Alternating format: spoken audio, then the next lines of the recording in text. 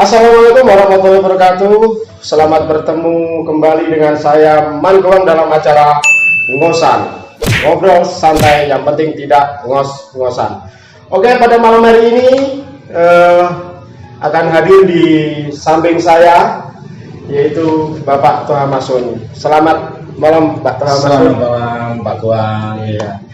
Kita ketahui bersama bahwa Bapak Toha Masun adalah salah satu kandidat putra terbaik Desa Ngemplak karena pada malam hari ini setelah kita tadi melihat bersama visi misi yang sudah disampaikan oleh Bapak Toha Masun, pada kesempatan kali ini beliau telah mencalonkan diri sebagai Kepala Desa Ngemplak untuk periode tahun 2021. Semuanya tahu bahwa Bapak Toha Masun adalah putra asal kelahiran Kerep Kidul Kali, yaitu putra Bapak Kiai Haji Asmuin dan pasangan Ibu Maimunah almarhum. Dan kebetulan beliau ini menikah asal mendapatkan seorang istri dari Pedukuhan Babatan Ngemplak Kidul. Maka oleh sebab itu tidak ada salahnya kalau pada malam hari ini kita bisa ngobrol santai, tanya jawab tentang apa yang sudah disampaikan oleh Bapak Toha Masun tersebut pada acara visi misi yang tadi sudah digelar di Balai Desa. Oke, langsung saja Bapak Toha Masun. Saya tadi melihat, menyaksikan bahwa Bapak Toha Masun sudah menyampaikan visi misi.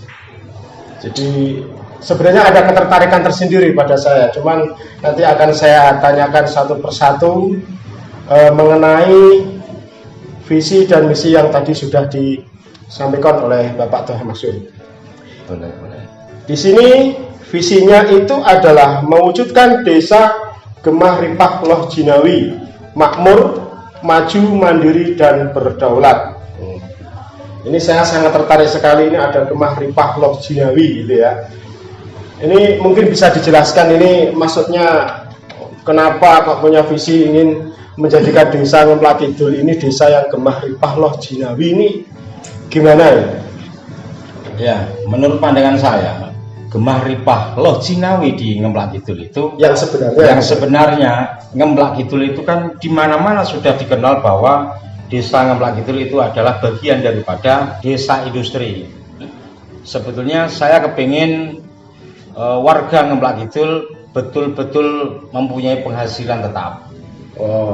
Karena mereka orang-orang atau penduduk Ngemplak Kidul ini sangat gampang sekali, sangat mudah sekali untuk mencari pekerjaan, tidak usah harus ke luar negeri. Seharusnya demikian.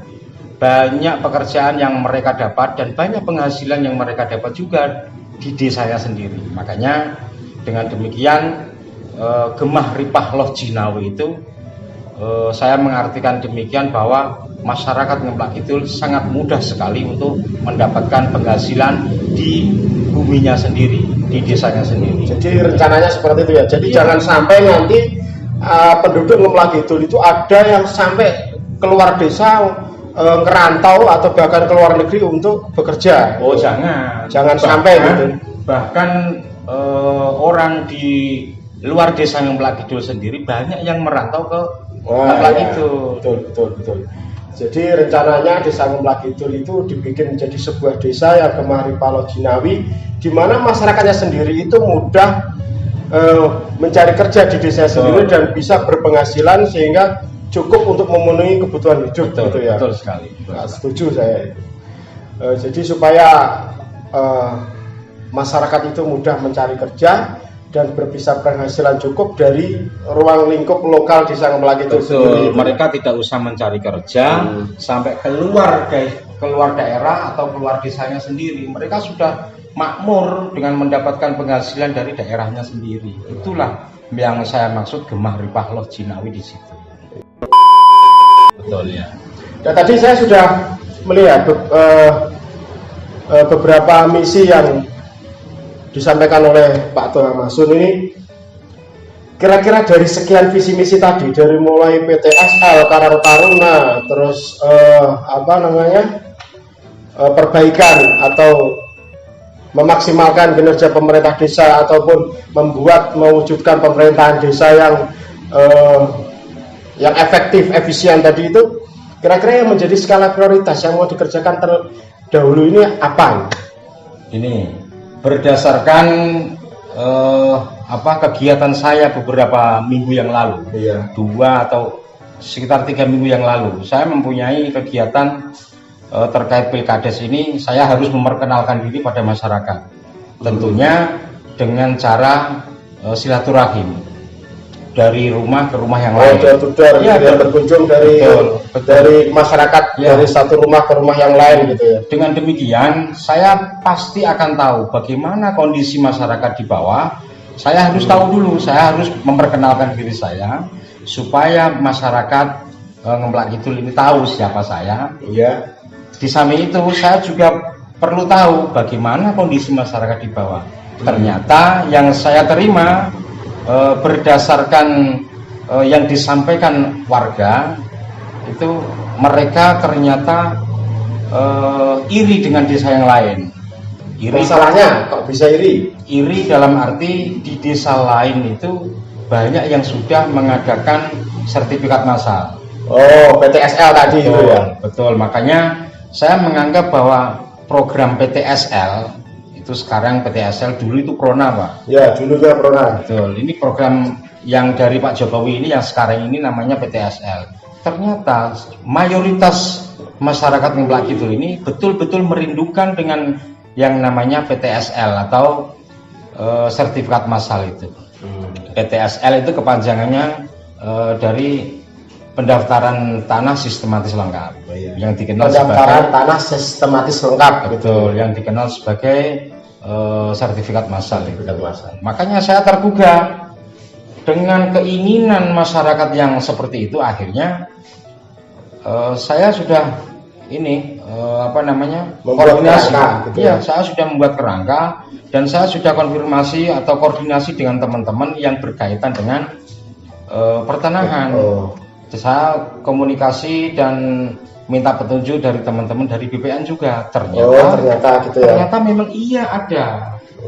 Dan instruksi presiden atau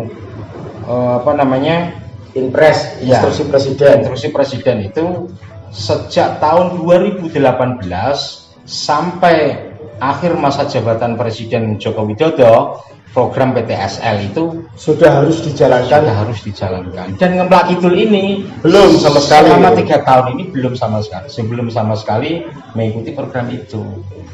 Makanya saya berkeinginan untuk mewujudkan cita-cita masyarakat dengan adanya supaya bisa terlaksana. Betul sekali. Jadi pemirsa, penduduk masyarakat Ngemplak semuanya, sudah kita dengarkan bersama, kita lihat bersama bahwa Bapak Tua Masun sudah selama 3 minggu ini melakukan kegiatan silaturahmi dari rumah ke rumah masyarakat Ngemplak Kidul, melihat kondisi masyarakat dan juga menjaring aspirasi. Ternyata muncul satu kendala, salah satunya adalah PTSL. Jadi masyarakat Ngemplak Kidul ternyata merindukan, bahkan merasa iri ketika desa-desa yang lain tersebut sudah melakukan program PTSL dan Ngemplak Kidul belum, karena sesuai dengan instruksi Presiden nomor 2 tahun 2018 dan juga peraturan Menteri Agraria atau Badan Pertanahan Nasional nomor 12 tahun 2017 sudah menginstruksikan untuk segera dilaksanakan PTSL. Maka Ngemplak Kidul nanti yang akan dilakukan oleh Bapak Tua Masun adalah melaksanakan program PTSL atau pendaftaran tanah sistematis lengkap, gitu Pak ya? Betul. Terus tadi saya kayaknya mendengar tentang Karang Taruna itu bagaimana kok pengen dimaksimalkan lagi, itu ceritanya gimana kok? Termasuk salah satu misi jenengan itu ketika menjadi kepala desa ingin memaksimalkan atau menghidupkan kembali Karang Taruna. Begini, terkait Karang Taruna di Ngemplak Kidul ini sebetulnya Karang Taruna sudah ada, Pak. Sudah ada. Tapi kenyataannya pasif. Pasif, jalan tapi di tempat. oh, Makanya juga ini berdasarkan dari silaturahim saya ke warga, ke beberapa pemuda-pemuda yang betul, ketika Jumpai saya gitu ketemu dengan beberapa pemuda, ternyata mereka itu banyak yang nganggur. Padahal ketika mereka saya ajak bicara, itu potensi pemikiran para pemuda ini juga luar biasa. SDM-nya gitu Betul, ya. SDM-nya juga luar biasa para pemuda di Ngemplak Kidul. Dan saya yakin bahwa sebenarnya pemuda Ngemplak Kidul itu etos kerjanya tinggi. Betul sekali. Begini, kesimpulan yang saya terima dari mereka, para pemuda itu, ternyata mereka ini menunggu bahwa produktivitas SDM mereka ini supaya bisa dimanfaatkan oleh tertampung dan betul-betul digunakan gitu ya. Betul sekali. Saya yakin dengan adanya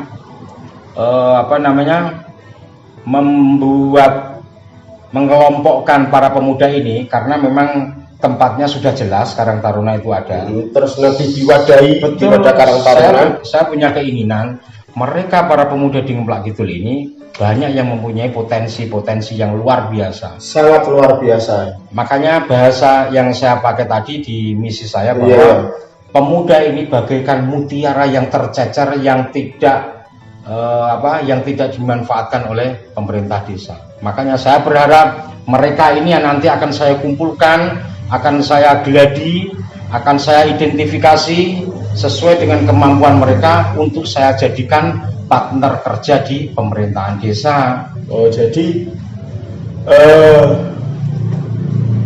para pemuda ini diajak untuk menjadi Karang Taruna Desa Ngemplak Kidul, yang nanti posisinya akan diposisikan sebagai partner kerja pemerintah desa. Ya, partner kerja dalam arti membantu kinerja pemerintahan desa demi kemajuan dan pembangunan di Desa Ngemplak Kidul. Karena begini Pak, menurut yang saya tahu, ada beberapa teman saya yang sebagai pengurus Karang Taruna di tingkat kabupaten, di tingkat provinsi. Sebetulnya Karang Taruna ini tidak hanya bergerak di bidang olahraga saja. Sebenarnya pada dasarnya memang bukan di bidang olahraga saja. Betul. Ada kesenian, gitu ya, kesenian, ada kebudayaan. Mereka juga bisa dikaryakan dalam bentuk kesenian, mereka bisa dikaryakan dalam bentuk keterampilan, mereka bisa dikaryakan diajak kerjasama di bidang pendidikan, bidang sosial, budaya. Ini sebetulnya banyak dan memang ada anggarannya buat Karang Taruna itu. Sebenarnya sudah ada anggaran untuk Karang Taruna gitu ya. Betul, anggarannya memang ada. Jadi ini harus digarap secara serius gitu ya. Jadi Karang Taruna ini diajak, terus nanti itu diidentifikasi gitu ya. Jadi sebenarnya keahliannya di bidang apa, nanti akan masing-masing itu nanti setelah teridentifikasi akan digarap secara maksimal gitu ya. Betul. Dan para pemuda ini nanti digerakkan sesuai bidangnya masing-masing. Tidak semua pemuda kita rangkul untuk mengikuti satu gerakan saja gitu ya. Enggak. Jadi nanti masing-masing itu disesuaikan dengan keahlian masing-masing.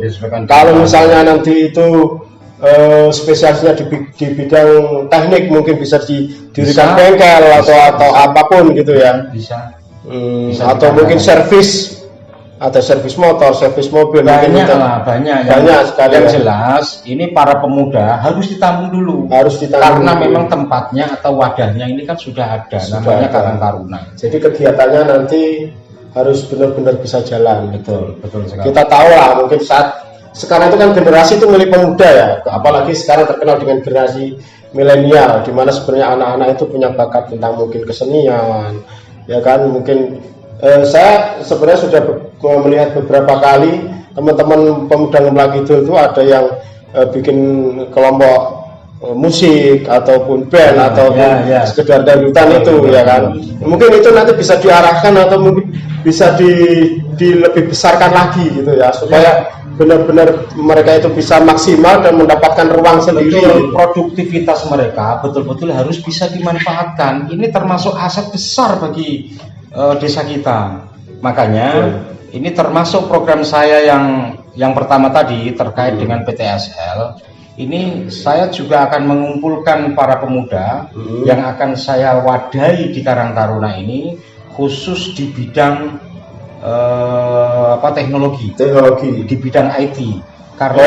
Karena begini Pak, untuk kepengurusan tentang PTSL, ini harusnya, ini menurut informasi dari teman saya yang di BPN, ini pemuda ini harus menyiapkan pemuda yang ahli di bidang IT.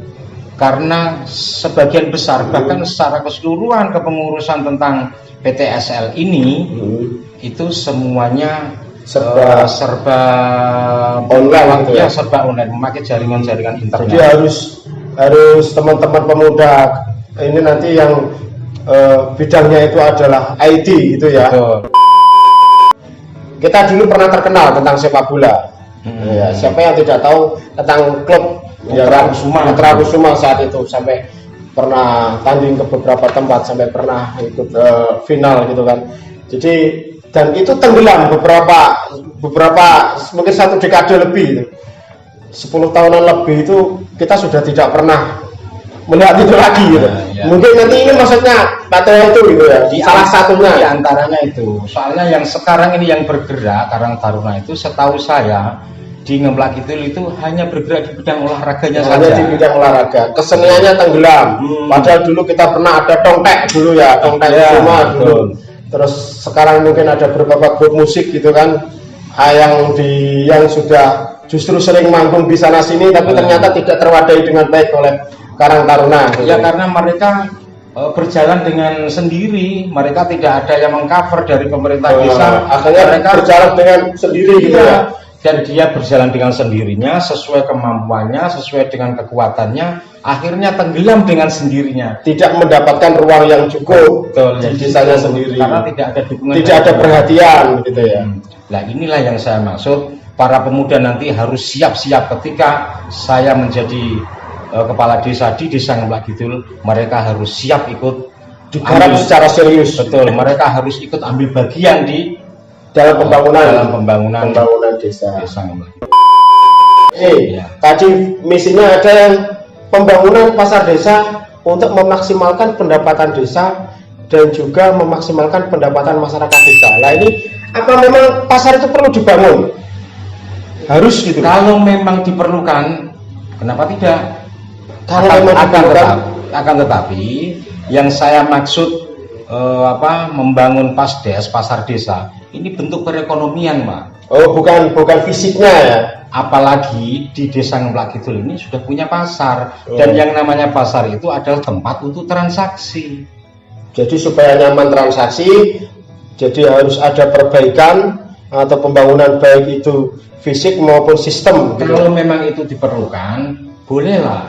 Kalau memang diperlukan untuk merubah atau membangun fisik, ya harus dirubah. Iya, karena memang kita ini tujuannya kan demi perkembangan dan kemajuan pembangunan Desa Ngemplak Kidul. Ini juga bisa dikaryakan dari para Karang Taruna. Oh, jadi nanti ada arahnya yang memang khususnya mengurusi untuk masalah pasar, bisa jadi Karang Taruna bisa diajak kerja untuk mengurusi bareng gitu ya. Betul. Dan itu tidak hanya di pasar itu saja, Pak. Yang saya maksud pasar desa itu luas. Oh, di Desa Ngemplak Kidul tadi yang disinggung terkait dengan home industri atau desa industri ya. Di Ngemplak itu kan tempatnya transaksi. Betul. Pasar termasuk juga pasar ya. Itu yang saya maksud, pasar itu tidak pasar yang bukan. Oh, jadi pasar secara luas. Secara luas. Sekarang begini, di Desa Ngemplak Kidul ini banyak para pengusaha yang sukses. Ya. Mereka para pemuda ini sewaktu-waktu bisa kita kumpulkan. Mereka yang punya skill dagang, mereka yang punya skill sebagai pengusaha, mereka bisa kita tampung, kita kumpulkan. Dan sekali-kali kita minta pengusaha yang sukses tadi itu, seperti Bos Suroso, Bos Sosuli, Mas Hadi Becek, Pak Bawi, kita mintai tolong, kita minta pengalamannya untuk diturunkan kepada para pemuda. Biar kenapa? Pengalaman beliau ini ada pendidikan entrepreneur gitu ya. Jadi dari pengusaha-pengusaha yang sukses itu membagi tip suksesnya kepada para pemuda itu. Ya, ini maksud saya di situ. Bagaimana masyarakat nanti ketika ada permasalahan atau apapun. Nah, ini membutuhkan komunikasi dengan Bapak Kepala Desa. Ini kira-kira apa rencana Anda untuk membangun atau untuk melayani masyarakat yang ingin berkomunikasi dengan Anda? Ini berkaitan dengan pelayanan, Pak ya. Berkaitan ya, tentunya dengan pelayanan. Berkaitan dengan pelayanan, ini saya memang berharap saya mempunyai keinginan bahkan cita-cita yang harus saya laksanakan dan wajib saya kerjakan dengan masyarakat. Setidaknya ini yang pertama berkaitan dengan Karang Taruna tadi.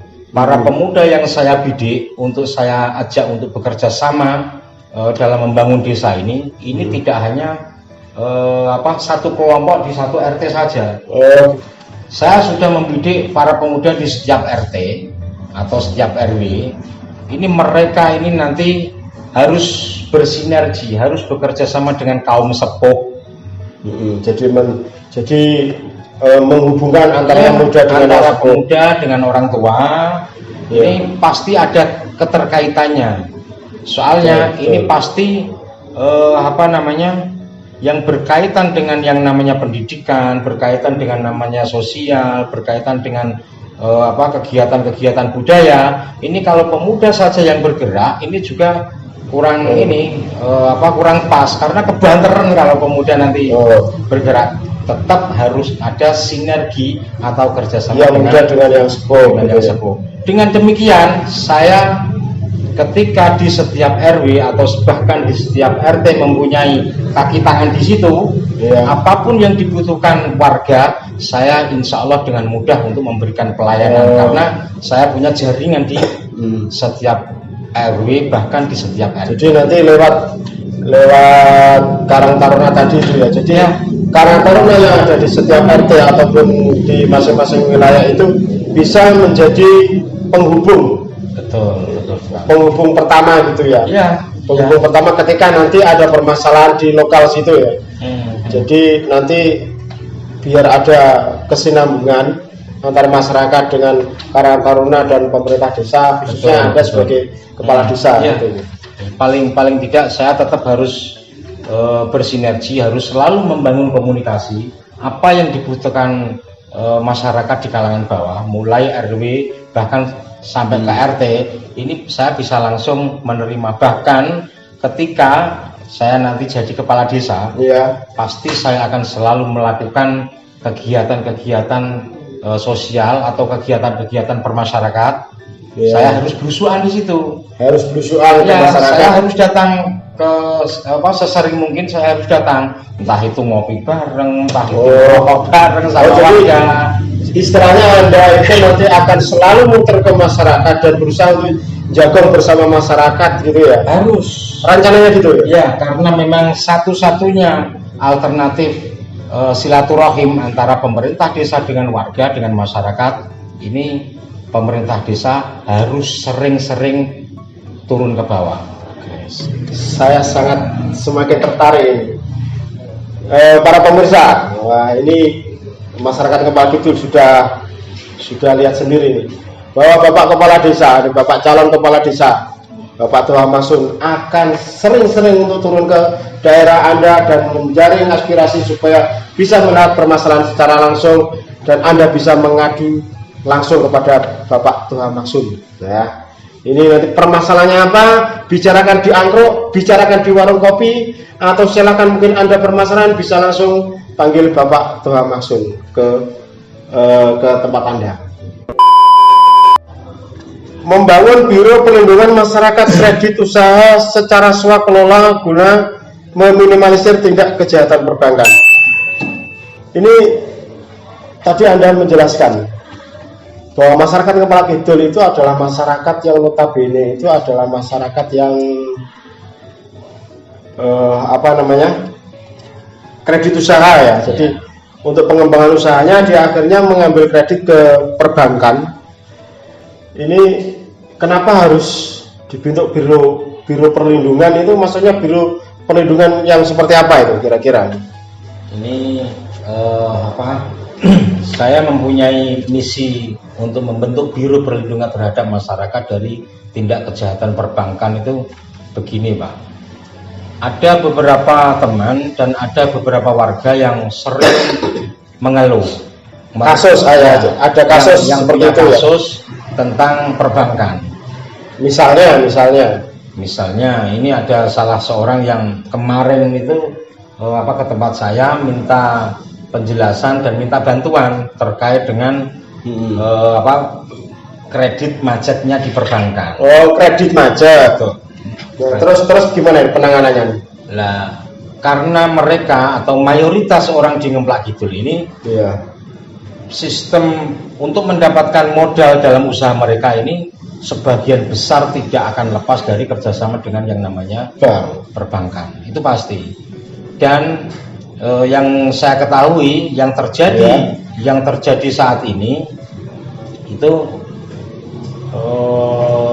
usaha giling ketela, usaha tepung tapioka itu beberapa tahun ini tidak semulus seperti yang dulu itu tidak. Artinya produksi tepung tapioka atau produksi penggilingan ketela itu sekarang ini musiman, Pak.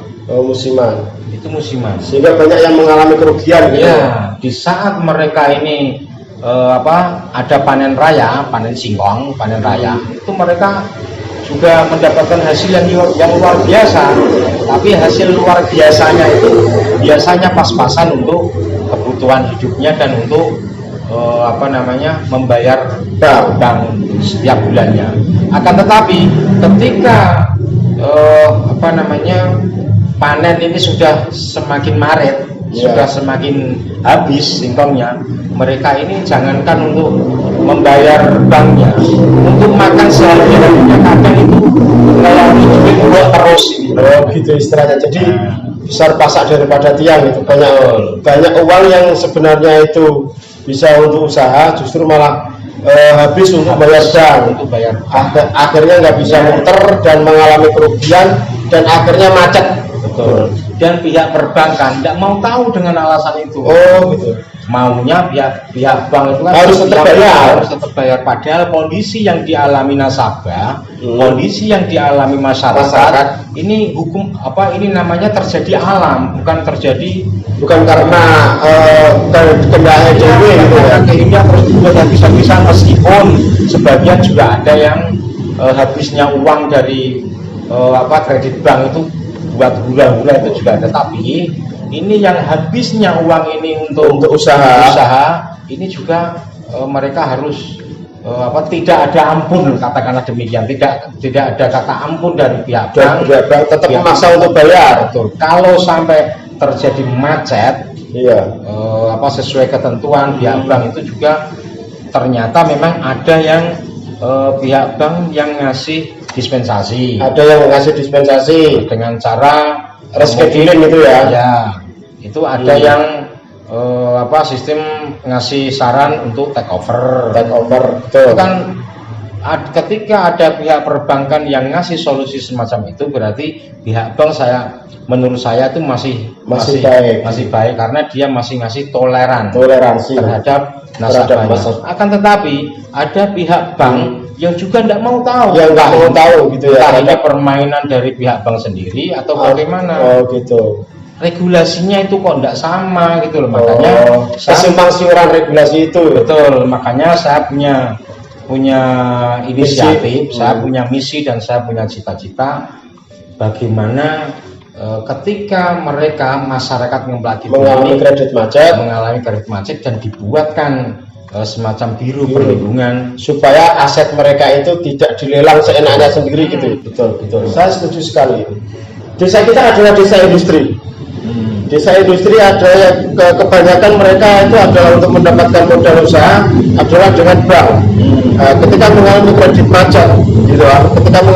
macet, maka jangan sampai ini aset mereka dilelang begitu saja. Akhirnya kita harus bikin biro perlindungan untuk itu, gitu ya. Setuju sekali. Ini jadi gini masyarakat. Nah ini untuk masyarakat yang teman-teman yang mempunyai kredit usaha. Nah ini sangat penting sekali. Jangan sampai Anda ketika mengambil kredit itu tidak ada perlindungan hukum atas aset Anda. Jangan sampai aset Anda hilang begitu saja, ya, dilelang bank begitu saja ketika Anda mengalami macet. Nah, ini beliau ini Bapak Tua Masun akan bikin Biro Perlindungan Masyarakat Kredit Usaha. Entah nanti dengan sistem yang seperti apa, ini sudah ada kerangkanya gitu Mas ya. Ya, sudah ada sambil jalan. Sambil jalan. Ya. Sebenarnya saya tahu nih, Anda pasti menyembunyikan ini. Sebenarnya pasti sudah ketemu dengan beberapa orang. Ya, sudah. Saya membuat program atau membuat misi semacam ini. Saya tidak mungkin asal-asalan. Ini jangan-jangan pengalaman pribadi ini. Saya kayaknya curiga ini. Ya bisa dikatakan demikian. Bisa dikatakan demikian. Kenapa saya membuat program semacam ini? Karena saya juga mengalaminya. Saya merasakan bagaimana susahnya orang ketika bermasalah dengan perbankan. Dan bagaimana gundah gulananya mereka masyarakat ketika ditagih bank dan belum siap untuk membayar. Wah, ini sangat itu. Iya, ini pengalaman. Oke. Ini sudah banyak yang sudah dijelaskan ya, sudah banyak sekali yang dijelaskan soal misi panjenengan untuk pencalonan diri sebagai kepala desa ini. Ini kesimpulan saya ini. Jadi setelah sekian banyak saya mendengarkan penjelasan Anda nih, apa yang menjadi alasan Anda itu? Kenapa Anda yakin ketika Anda maju sebagai kepala desa ini masyarakat akan memilih Anda? Ini kira-kira yang menjadi keyakinan Anda itu apa? Saya mempunyai 3 alasan kenapa saya harus tetap maju dan semangat untuk menjadi calon kepala desa. Saya mempunyai 3 hal. Saya mempunyai 3 hal. 1, demi kehormatan Desa Ngemplak Kidul. Yang kedua, demi jati diri Desa Ngemplak Kidul. Yang ketiga, demi harga diri Desa Ngemplak Kidul. Demikian. Sangat dalam sekali ini. Demi martabat Desa Ngemplak Kidul, demi harga diri Desa Ngemplak Kidul, dan demi jati diri Desa Ngemplak Kidul. Oke, sebelum kita tutup ngobrol santai pada malam ini, mungkin ada satu hal yang bisa disampaikan oleh Bapak Tua Masun. Silakan. Untuk masyarakat Ngemplak Kidul, jangan lupa besok di tanggal 10 April hari Sabtu Legi, coblos nomor 2 yang pakai batik Nusantara. Oke, terima kasih. Itu tadi obrolan kita bersama Bapak Tua Masun sebagai calon kepala desa Ngemplak Kidul tahun 2021. Jangan lupa coblos nomor 2. Salam Jura Jari. Terima kasih. Wabillahi taufiq wal hidayah. Wassalamualaikum warahmatullahi wabarakatuh.